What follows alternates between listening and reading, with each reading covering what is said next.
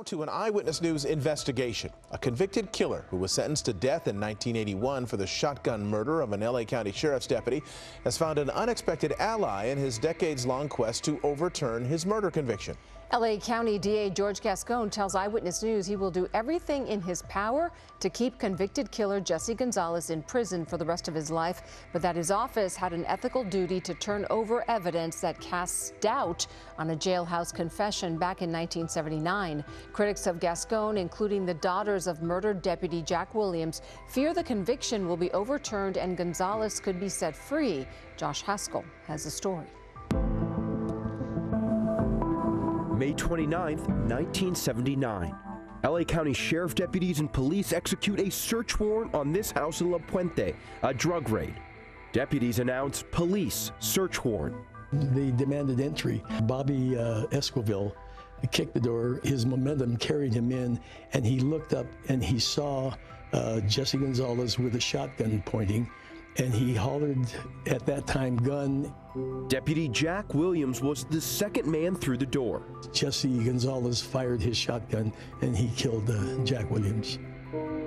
Retired Sheriff's homicide detective Ray Verdugo caught the case. You can see him here in crime scene photos taken that night 44 years ago. I have no doubt in my mind that he planned to kill a cop. He learned that the cops were going to be coming to raid his house. He was watering the lawn. He says suddenly he saw the cop cars coming around the corner and ran inside. He says he was going to take one out. You could say it's an execution, you could say it's an assassination, you could say it's an ambush, but he was protecting his narcotics and his trade. He was also a gang member and hated law enforcement.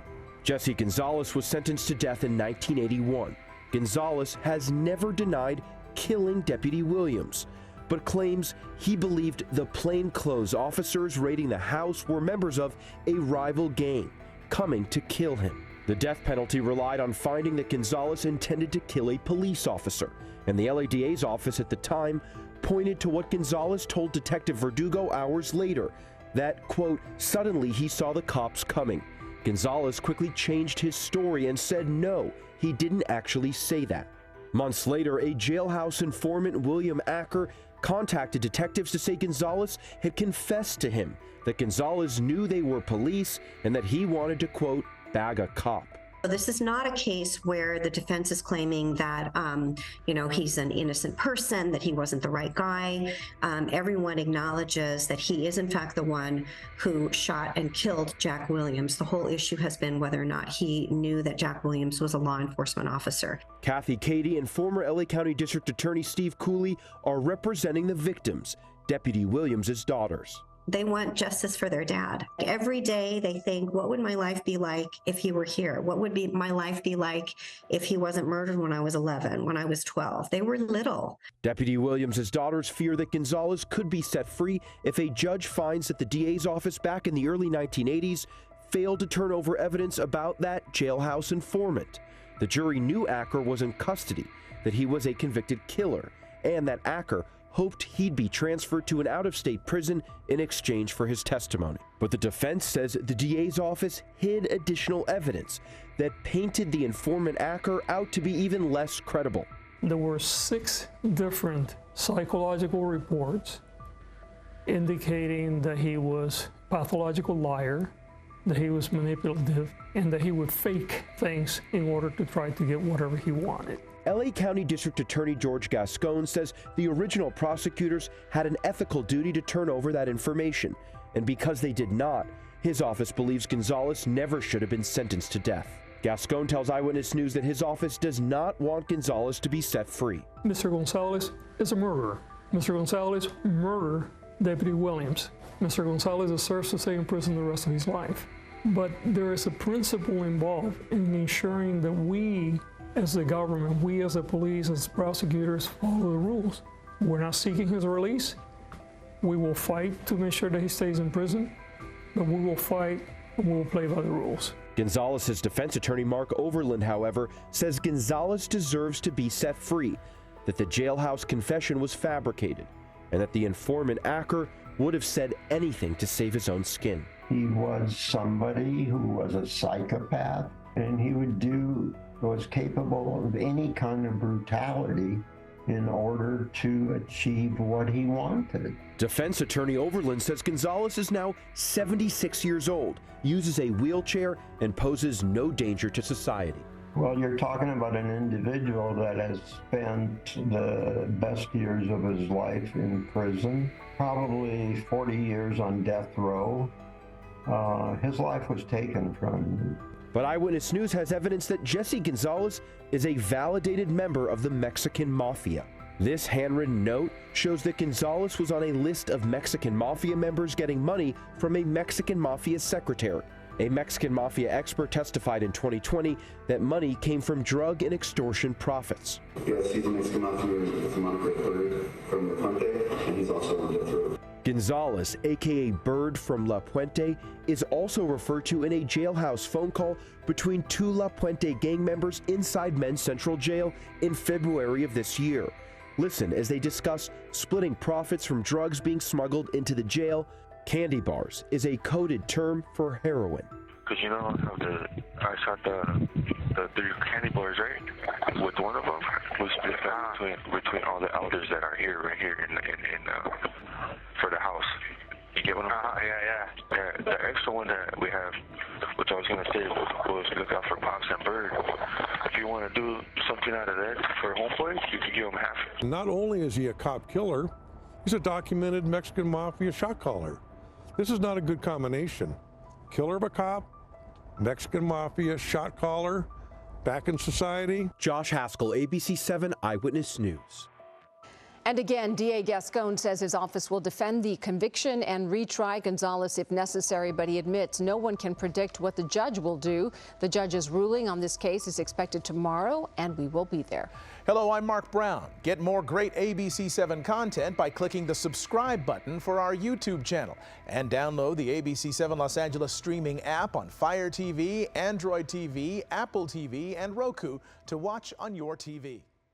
And we have more breaking news. In an Eyewitness News investigation, the killer of an L.A. County Sheriff's deputy will remain in prison. An L.A. Superior Court judge issued his ruling a short time ago, and Eyewitness News was the only media in the courtroom. You can see after the ruling, Sheriff Luna and other members of the department were hugging, and they were relieved Jesse Gonzalez will remain in prison.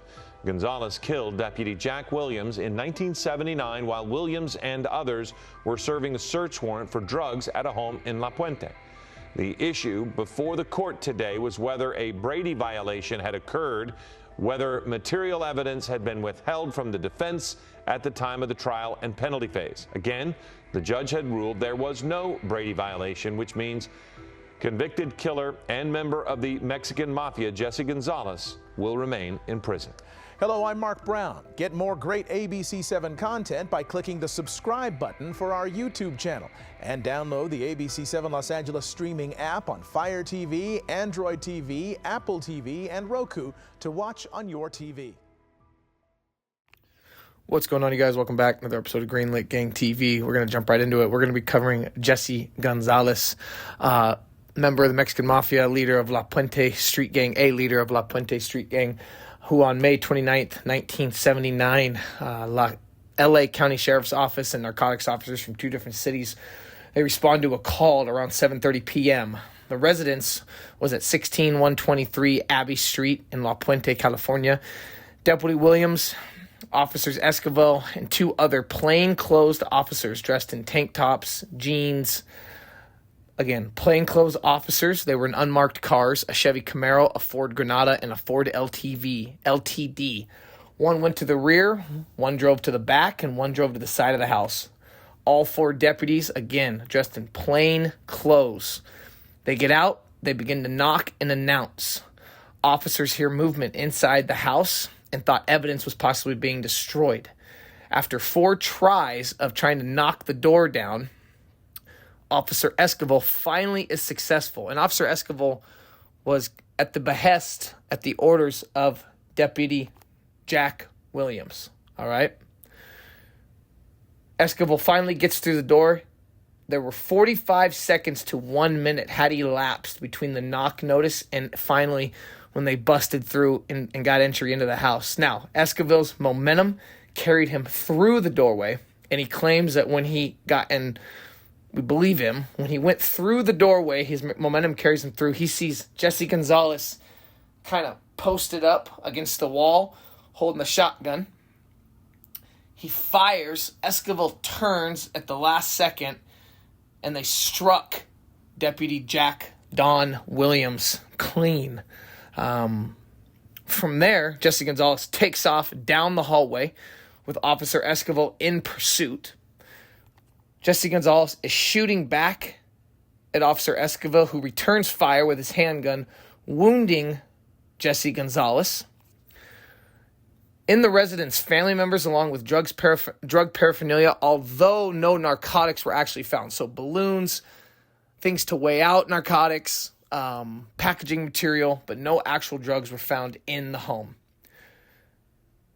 Now, all this goes back to Jesse Gonzalez basically saying, I thought they were our rival gang members. I thought that they were the rival street gang coming after us. And that he had told his brother and family members when he saw the cars coming up the driveway, he was calling out the rival gang's name. Okay? Now, the rival gang was Bassett Street Gang. So he was yelling something along those lines. Bassett's. He was calling out to his family members. That was Jesse Gonzalez's story. Now, like a true gangster, as he's being wheeled out on a gurney, Jesse Gonzalez raises his fist and says, "Viva Puente." In the hospital, once he kind of comes to and he recovers, he says it was a freak accident and he thought he was under attack by the rivals. On May 12th, 1980, Jesse Gonzalez was sentenced to death, but as of December 2nd, 2022, he was still on death row. Out of 737 death row inmates, only 5 have been there longer than he has. Deputy Williams had served with the LA County Sheriff's Department for 9 years. He was survived by his wife and 2 children. Now, the death penalty hinged on the jury's finding that Gonzalez intended to kill a police officer. At the time, the LA DA's office pointed to what Gonzalez told a detective hours after the killing, that, quote, suddenly he saw the cops coming. Gonzalez quickly changed his story and said, "No, I didn't actually say that. You must have heard me wrong."